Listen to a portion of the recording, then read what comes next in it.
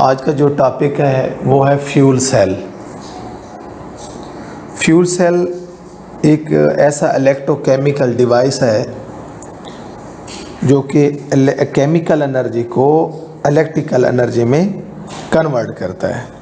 So we can define it, fuel cells are the electrochemical devices in which chemical energy of the fuel is directly converted into electrical energy। यानी कि fuel को की oxidation करवा के हम इससे electrical energy gain करें। Actually जो प्रोसेस थे केमिकल एनर्जी को इलेक्ट्रिकल में कन्वर्ट करने के, इससे पहले फ्यूल सेल से पहले वो एक लॉन्ग चेन था कि कैसे एक केमिकल एनर्जी को हम इलेक्ट्रिकल एनर्जी में कन्वर्ट करते हैं। उस लॉन्ग चेन में फॉर एग्जांपल फ्यूल की जो केमिकल एनर्जी है उससे हीट प्रोड्यूस करते और हीट से स्टीम प्रोड्यूस करते और स्टीम से टरबाइन चलाते और टरबाइन से जाके इलेक्ट्रिकल एनर्जी प्रोड्यूस करते। और ये मेथड भी, तरीका भी एक लेंथी था और इसके अलावा मैक्सिमम केमिकल एनर्जी जो थी वो इलेक्ट्रिकल एनर्जी में कन्वर्ट नहीं होती थी, बल्कि लो अमाउंट ऑफ इलेक्ट्रिकल एनर्जी को हम यूज़ कर पाते इलेक्ट्रिकल एनर्जी में कन्वर्ट करने में। या आप ये भी कह सकते थे कि इस मेथड के थ्रू जो इलेक्ट्रिकल एनर्जी की जो प्रोडक्शन थी उसकी परसेंटेज बहुत कम थी।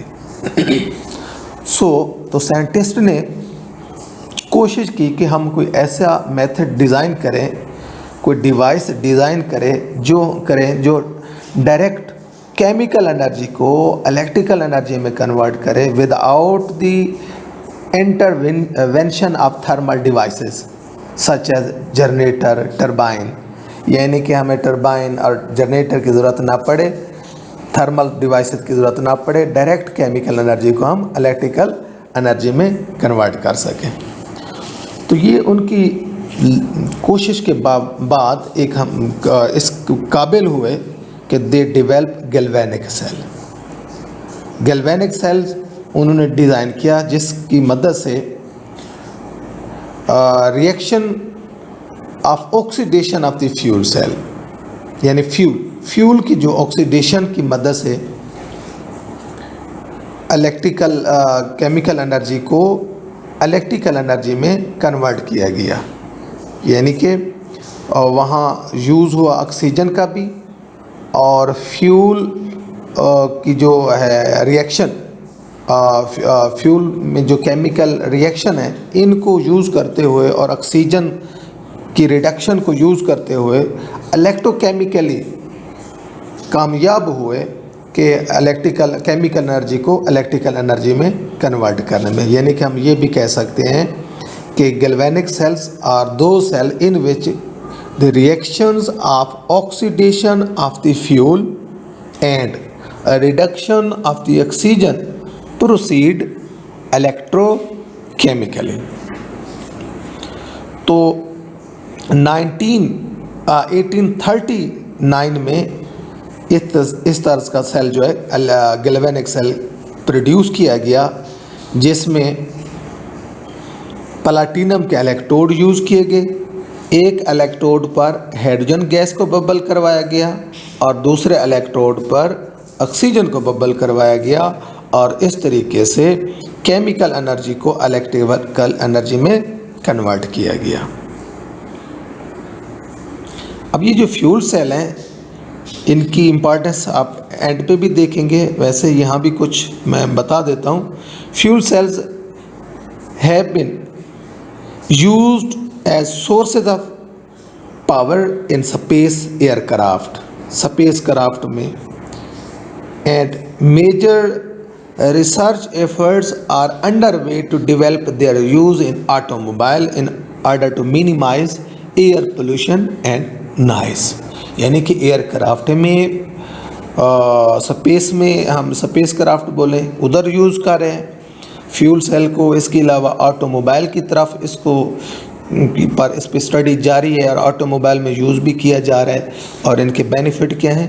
पोल्यूशन कम से कम और नॉइज़ जो प्रोड्यूस होती है, जो साउंड प्रोड्यूस होती है जब हमारे ये जो बस हैं, गाड़ियाँ हैं जब चलती हैं, ये actually these are the heat engine. तो इसमें केमिकल एनर्जी को हम मुख्तलिफ मरहल से गुजरने के बाद इलेक्ट्रिकल एनर्जी में कन्वर्ट करते हैं। तो जब ये गाड़ियाँ चलती हैं तो इनका जो नॉइज़ प्रोड्यूस होता है, शोर प्रोड्यूस होता है, pollution, carbon dioxide gas produce होती है। लेकिन अगर इन्हीं गाड़ियों को फ्यूल सेल पे चलाया जाए तो फिर ये दोनों चीज़ें कंट्रोल हो जाएंगी, पोल्यूशन भी और जो शोर है, नॉइज़, वो भी कंट्रोल हो जाएगा। फ्यूल सेल और बैटरी में थोड़ा सा फ़र्क है। वो उसका जो फ़र्क है मोड ऑफ ऑपरेशन वो ये है कि mode of operation of fuel cell is fundamentally different from the that of batteries. Batteries जो हैं उनसे थोड़ा सा डिफरेंट क्या है कि बैटरी स्टोर इलेक्ट्रिकल एनर्जी, जो बैटरीज हैं इलेक्ट्रिकल एनर्जी को स्टोर कर सकती हैं। यहाँ भी केमिकल प्रोसेस हो रहा होता है, केमिकल एनर्जी को इलेक्ट्रिकल एनर्जी में कन्वर्ट किया जा रहा होता है, लेकिन एनर्जी को स्टोर किया जा सकता है इलेक्ट्रिकल एनर्जी को। But fuel cell convert energy obtained from chemical power directly into electrical energy. यहाँ जो भी आ रहा है केमिकल एनर्जी उसको हम फ़ौरन इलेक्ट्रिकल एनर्जी में कन्वर्ट कर लेते हैं और इसको स्टोर नहीं कर सकते फ्यूल सेल के अंदर। Now we see some types of the fuel cells depending on the kind of fuel जो यूज़ किया जा रहा है इलेक्ट्रोकेमिकल सेल में, इनकी डिफरेंट टाइप्स बनती हैं। उनमें एक जो टाइप है वो है हाइड्रोजन ऑक्सीजन फ्यूल सेल, जो सेकंड टाइप है वो है hydrocarbon oxygen fuel cell, third type carbon monoxide oxygen fuel cell, fourth type methyl alcohol oxygen fuel cell, और जो फिफ्थ टाइप है वो है solid coal oxygen fuel cell. We see some detail about the hydrogen oxygen fuel cell. This fuel cell consists of two electrodes made of porous graphite. दो electrode हैं porous graphite के,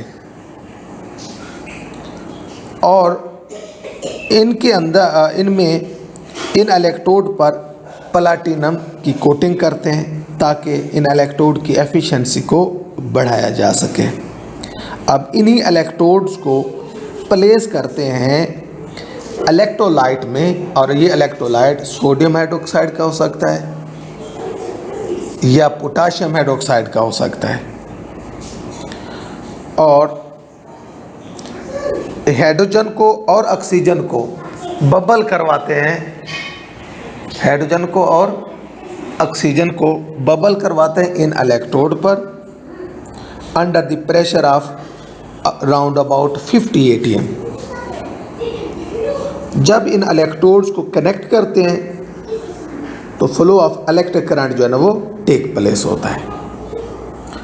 अब दोनों electrodes में हम देखते हैं कि कौन कौन से केमिकल रिएक्शन होते हैं। इनमें एक एनोड और एक कैथोड है। एनोड पे जो है रिएक्शन ये होता है कि जो हमारे पास इलेक्ट्रोड है पोरस कार्बन का, इसमें जब हाइड्रोजन इससे जब पास होती है तो hydrogen is converted into proton and liberated 2 electron. और जो ये जो प्रोटॉन प्रोड्यूस हुए due to the oxidation of hydrogen at anode, ये प्रोटॉन और इलेक्ट्रोलाइट के हाइड्रोक्साइड आयन कंबाइन होकर वाटर प्रोड्यूस करेंगे। सो द नेट जो हाफ सेल रिएक्शन होगा एनोड पर वो ये होगा हाइड्रोजन और हाइड्रोक्साइड आयन मिलके पानी बनाएंगे और साथ इलेक्ट्रॉन रिलीज़ करेंगे।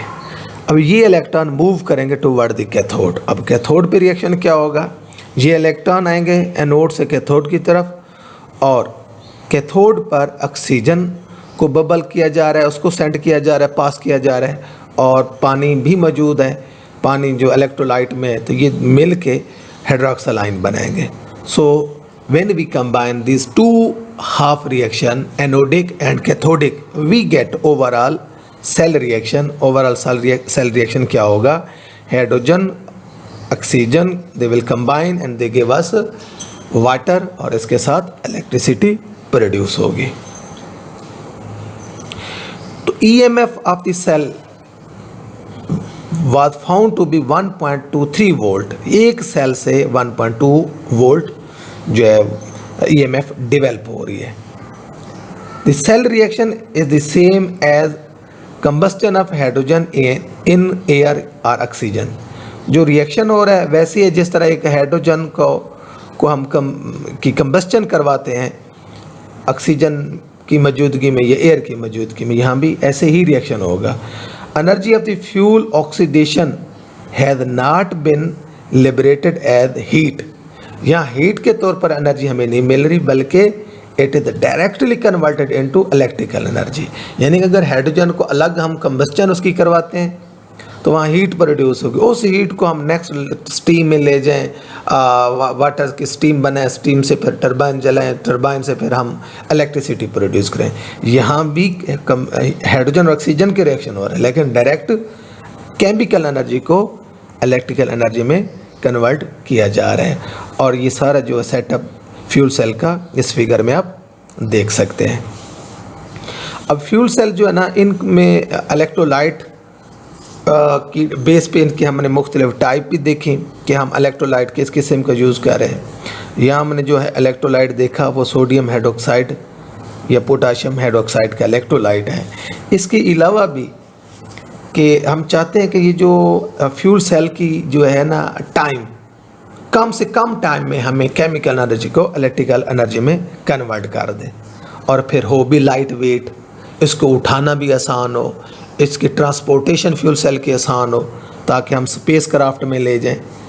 तो फिर क्या करते हैं, बजाय हम सोडियम हाइड्रोक्साइड का सोल्यूशन के हम आयन एक्सचेंज मेम्ब्रेन यूज़ करते हैं, मटेरियल यूज़ करते हैं, आयन एक्सचेंज मटेरियल, जो कि in the form of membrane use किए जा सकते हैं। और वो प्रोटॉन की कंडक्टर होते हैं, और प्रोटॉन की कंडक्शन और फिर ऑक्सीजन के साथ ये मिल के जो इलेक्ट्रोलाइट है, ये मेम्ब्रेन इलेक्ट्रोलाइट हेल्प करता है, जिसमें से आसानी से प्रोटॉन फ्लो कर सकते हैं और ऑक्सीजन के साथ कंबाइन होकर इलेक्ट्रॉन लिबरेट करेंगे और इलेक्ट्रिसिटी प्रोड्यूस करेंगे। इसके अलावा एफिशिएंसी ऑफ फ्यूल सेल जो है, फ्यूल सेल की जो एफिशिएंसी है वो डिपेंड करती है कि जो फ्यूल यूज़ करें उसके अंदर टोटल हीट कंटेंट कितना है, और उस टोटल हीट कंटेंट में से हम कितना पोर्शन हीट का कन्वर्ट कर सकते हैं यूज़फुल एनर्जी में, जिसको हम गिब्स एनर्जी कहते हैं। तो इसको हम डेल्टा एफ गिब्स एनर्जी को शो कर सकते हैं, या डेल्टा जी से, और टोटल हीट कंटेंट को डेल्टा एच से शो कर सकते हैं। तो एफिशिएंसी जो है E is equal to delta F over delta H multiply by 100, और delta G multiply 100 divided by delta H भी इसको कह सकते हैं। तो डेल्टा एच जो है मैक्सिमम अवेलेबल हीट है when oxidation of fuel occurs at constant temperature and pressure, और जो डेल्टा एफ है या डेल्टा जी जिसको हम कहते हैं, this is the part of this, यानी कि डेल्टा एच का पार्ट है that is convertible into electrical energy. तो इस बेस पे मुख्तलिफ फ्यूल सेल की जो एफिशिएंसी नोट की गई, उसमें हाइड्रोजन ऑक्सीजन फ्यूल सेल की जो एफिशिएंसी है वो नोट की गई 83%, और मेथनॉल ऑक्सीजन की एफिशिएंसी जो है वो 92%, मेथनॉल ऑक्सीजन फ्यूल सेल की एफिशिएंसी जो है वो 93% नोट की गई। इसके बाद सुपीरियरिटी ऑफ फ्यूल सेल हम देखेंगे कि हम फ्यूल सेल को हम सुपीरियर क्यों कंसीडर करते हैं। कुछ पॉइंट हैं या आप कहें एप्लीकेशन है फ्यूल सेल की जिस बेस पे हम इसको सुपीरियर कंसीडर करते हैं। उसमें ये है कि पहला जो पॉइंट है कि मुख्तलिफ फ्यूल हम यूज़ करके हम उसकी मैक्सिमम केमिकल एनर्जी को इलेक्ट्रिकल एनर्जी में कन्वर्ट कर सकते हैं। यहाँ 75 to 90% हम यूज़ कर सकते हैं। जबकि जो हमारे पास एक हीट इंजन होता है उसकी जो एफिशिएंसी है वो नॉट मोर देन 40%, यानी कि मैक्सिमम 40% है। लेकिन फ्यूल सेल जो है, फ्यूल को यूज़ करते हुए उसको 75 to 90% इलेक्ट्रिकल एनर्जी उससे प्रोड्यूस कर सकते हैं। यानी कि आप ये कह सकते हैं कि उस केमिकल रिएक्शन का 75% to 95% यूज़फुल है, जबकि हीट इंजन के अंदर जो है हम 40% उस फ्यूल को यूज़ कर सकते हैं जिसको हम इलेक्ट्रिकल एनर्जी में कन्वर्ट कर सकते हैं। और इसके अलावा जो एफिशिएंसी जो सुपीरियरिटी है फ्यूल सेल की वो ये है कि इंडिविजुअल सेल को आसानी से हम कनेक्ट कर सकते हैं, सीरीज़ में पैक कर सकते हैं और हाई वोल्टेज गेन कर सकते हैं। और इसके अलावा they are very light devices, इनका वेट कम होता है और इसलिए इनकी ट्रांसपोर्टेशन बहुत इजी है। और इनके अलावा they don't create pollution create नहीं करते। And these cell play an important role in space flights के अंदर हम इसको easily यूज़ कर सकते हैं। Thank you so much.